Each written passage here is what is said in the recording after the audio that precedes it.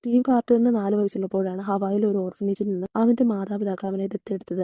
നല്ലൊരു കുട്ടിക്കാലമായിരുന്നു അവൻ്റേത്. അവൻ വളർന്നപ്പോൾ ഒരു ആഗ്രഹം അവന്റെ ജന്മം നൽകിയ മാതാപിതാക്കളെ കാണണമെന്നും എന്തിനാണ് അവനെ ഉപേക്ഷിച്ചത് എന്ന് ചോദിക്കണമെന്നും. പക്ഷെ അവനെ ആരാണ് ഓർഫനേജിൽ കൊണ്ടാക്കിയതെന്ന് കണ്ടെത്താൻ സാധിച്ചില്ല. അങ്ങനെ ഇരിക്കെ കുട്ടിക്കാലത്ത് തട്ടിക്കൊണ്ടുപോയ ഒരു സ്ത്രീയെ വർഷങ്ങൾക്ക് ശേഷം തിരിച്ചറിഞ്ഞ ഒരു വാർത്ത അവൻ റേഡിയോയിലൂടെ കേട്ടു. തുടർന്ന് ആ വഴിക്ക് അവൻ അന്വേഷിക്കാൻ തീരുമാനിച്ചു.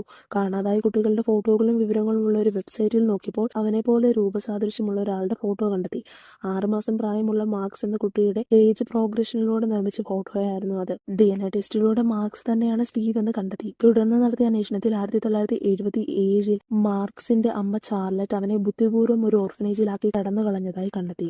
ചാർലറ്റ് അവളുടെ യഥാർത്ഥ പേരും വിവരവും ഒന്നുമല്ല ഓർഫനേജ് അധികൃതരോടും പോലീസിനോടും പറഞ്ഞത്. അതിനാലാണ് മാർക്സിന്റെ അച്ഛൻ പോലീസിൽ കംപ്ലൈന്റ് കൊടുത്തിട്ടും അവനെ കണ്ടെത്താൻ സാധിക്കാതിരുന്നത്. എന്താണെങ്കിലും അവന്റെ യഥാർത്ഥ ഐഡന്റിറ്റിയും മാതാപിതാക്കളെയും കണ്ടെത്താൻ സാധിച്ചെങ്കിലും എന്തിനാണ് ഉപേക്ഷിച്ചത് എന്ന കാരണം കണ്ടെത്താൻ അവന് സാധിച്ചില്ല. കാരണം ചാർലറ്റിനെ ഇപ്പോഴും കണ്ടെത്താൻ സാധിച്ചിട്ടില്ല.